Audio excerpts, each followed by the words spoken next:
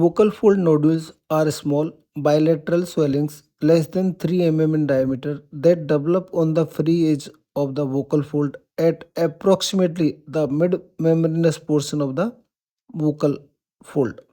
In some cases, particularly in singers, they may be smaller, more pointed, and white in color, reflecting a more superficial response to trauma. So, in singer, they may be pointed. But these vocal nodules are more common in teachers and singers. In some cases, in about 23% of cases, they may be associated with microwaves at anterior commissure. They are variable size and characterized histologically by thickening of the epithelium with variable degree of inflammation. The exact incidence and prevalence of nodules in general population is not known, but in various population studies shows there are persistent hoarseness in children about 25% of cases because of vocal nodule, while 6% of cases in adult because of this vocal nodule. Higher percentage are found in teachers and singer. That's why they are called as teachers nodule or singers nodule. In children, they are more common in boys less than 13 year of age. After 13 year to 30 year of age, they are more common in the women. The exact etiology of this vocal nodule is not known. Common etiologies are voice abuse or misuse, like shouting, loud talking, singing without technique. Occupational risk, like teachers, singers, actor, call center workers. Contributing factors are upper respiratory tract infection, LPR, smoking, alcohol, and poor vocal hygiene. These nodules disappear spontaneously in boys with the relatively large growth of the larynx in puberty, while in girls they may persist into early childhood. Clinical symptoms are hoarseness of voice is the most common symptom, vocal fatigue, reduced pitch range, breathy and rough voice. Signs may be bilateral symmetrical whitish nodule on direct flexible laryngoscopy or 90-degree telescopy. Video stroboscopy is best for confirming vibratory pattern and confirming the diagnosis. It differentiates from polyps, cysts, papilloma, granuloma, and malignancy. These are the DDs of this vocal nodule.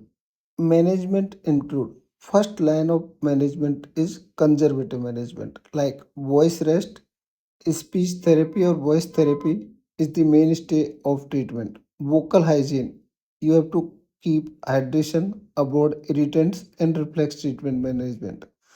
Surgery is only indicated if this persists even after adequate speech or voice therapy.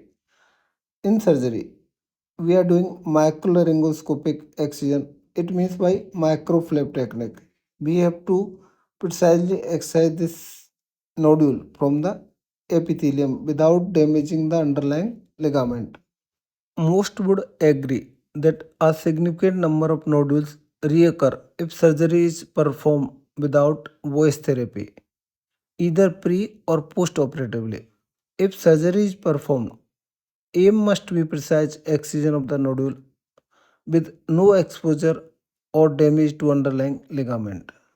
Prognosis is good with early diagnosis plus voice therapy.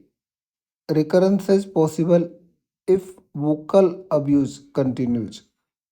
Preventive measures are proper voice training for professional, vocal hygiene education, and early treatment of contributing factors like LPR, infection, and allergies. If I put one MCQ, a 30-year-old female teacher presents with progressive hoarseness of voice since last 6 months. Laryngoscopy reveals bilateral symmetrical whitish lesion at the junction of anterior one-third and posterior two-thirds of vocal folds. Video stroboscopy shows hourglass glottic closure during phonation. Which of the following is most appropriate initial line of management? A. Immediate microlaryngeal surgery. B. Voice therapy with vocal hygiene education. C. High dose corticosteroids and antibiotics. D. Radiotherapy to prevent recurrences. Answer of this question is voice therapy with vocal hygiene education. This is the initial line of management. After that, you can follow this high dose corticosteroids and antibiotic, and at last, if not resolved by adequate voice therapy and vocal hygiene, then you go for MLS surgery.